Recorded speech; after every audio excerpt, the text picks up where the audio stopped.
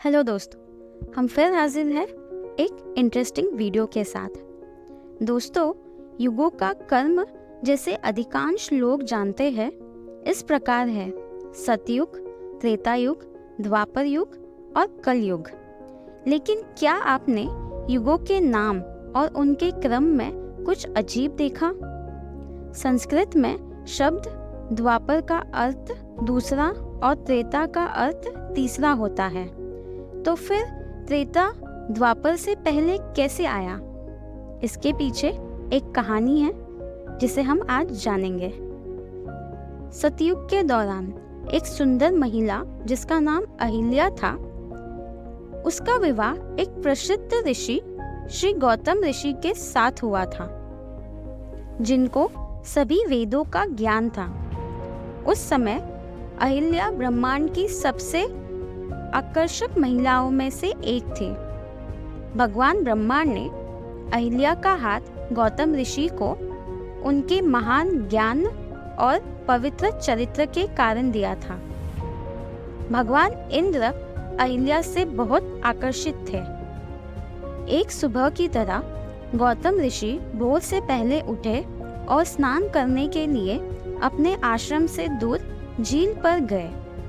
इंद्र ने सोचा कि यह सबसे अच्छा अवसर है गौतम ऋषि के आश्रम में जाने का, क्योंकि अहिल्या अकेली होगी।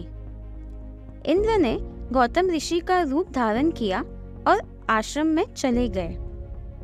अहिल्या यह पहचान नहीं पाई कि यह गौतम ऋषि के वेश में इंद्र था। कहा जाता है कि इंद्र ने अहिल्या के साथ शारीरिक संबंध बनाया और जब वह बाहर जा रहे थे तो उन्होंने अपने असली शक्ल में वापसी की। स्नान से लौटते समय गौतम ऋषि ने इंद्र को झोपड़ी से बाहर आते देखा और उनका गुस्सा भड़क उठा। उन्होंने तुरंत अंदर जाकर अहिल्या को दोषी ठहराया और उसकी कोई बात सुने बिना उसे श्राप दिया कि वह पत्थर की मूर्ति बन जाएगी।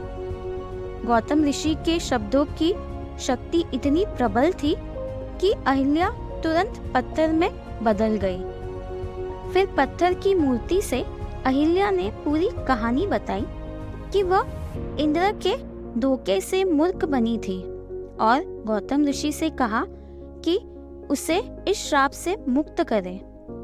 अहिल्या की कहानी सुनकर गौतम ऋषि का मन पिघल गया और उन्होंने कहा कि उनके पास उस श्राप से तुरंत मुक्त करने का कोई उपाय नहीं है, लेकिन उन्होंने आश्वासन दिया कि त्रेता युग के दौरान जब भगवान राम आएंगे और अपने चरणों से उसे छुएंगे तो वह निर्जीव पत्थर से जीवन में वापस आ जाएगी।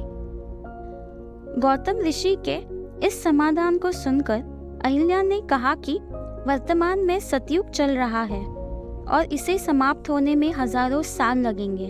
इसके बाद द्वापर आएगा, इसे समाप्त होने में और अधिक लाखों साल लगेंगे और उसके बाद त्रेता युग शुरू होगा। इतने लंबे समय तक पत्थर की मूर्ति बने रहना उसके लिए बहुत लंबा होगा। कहा जाता है कि गरीब अहिल्या के अनुरोध को सुनकर गौतम ऋषि ने युगों का क्रम को बदल दिया। अपनी शक्ति से उन्होंने समय को इस प्रकार घुमाया कि त्रेता युग द्वापर युग से पहले आ गया। उन्होंने ऐसा इसलिए किया ताकि अहिल्या को श्राप से जल्द छुटकारा मिल सके। दोस्तों, आपको हमारा वीडियो कैसे लगा ज़रूर बताना कमेंट बॉक्स में। हम फिर हाजिर होंगे एक नए वीडियो के साथ। तो आज के लिए बस इतना ही। Please like, share and subscribe to my channel.